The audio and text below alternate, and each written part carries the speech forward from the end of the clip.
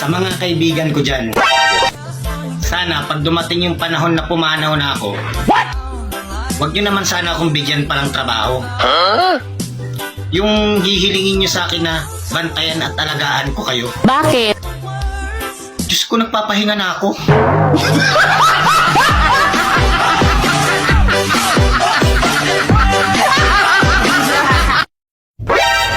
Kumanta ako doon sa karaoke ng mall. Ayun, palakpakan lahat Wow. nung pinalabas ako ng guard.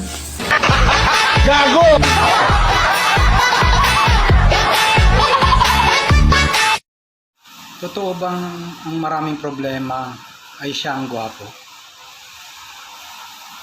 Bakit mo sa akin tinatanong? Ang dami ko naman problema, dinadagdagan mo pa.